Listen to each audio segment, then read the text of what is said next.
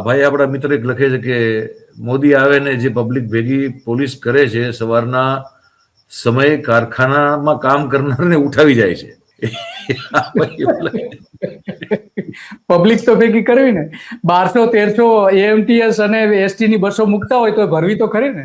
હા, એ કહે છે કે કોઈ સહમત નથી છતાં જવું પડે, પોલીસ ધમકી આપીને લઈ જાય છે. સ્કૂલના વિદ્યાર્થીઓને શિક્ષકોનું તો અમને ખબર છે, પણ આ કામદારોનું મને ખબર નહોતી કે કારખાનાના કામદારોને ઉપાડીને લઈ જાય છે.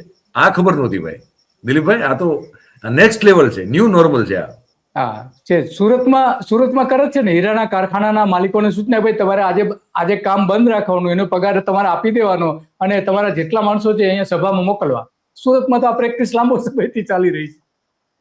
અચ્છા, હા સુરત, હા, પણ સુરતમાં તો જો કે પેલા હીરાના જે કારખાનાદાર માલિકો છે એ તો બચારા રાજી થાય છે ને કે આપણે ધન્ય ઘડી ધન્ય ભાગ કે આપણને સાહેબની સભામાં માણસો મોકલવાનું કહેવામાં આવ્યું.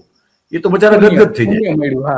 એ તો એમને તો શું એમ થાય કે આપણો ભવ સાગર આપણે તરી ગયા, આપણો ભવ પાર થયો, આપણને આવો મોકો મળ્યો કે સભામાં માણસો મોકલવાના અને સભામાં ફૂલ હાજરી દેખાડવાની. એમાં આપણે પણ ક્યાંક કોઈ જગ્યાએ એમ કે ભાઈ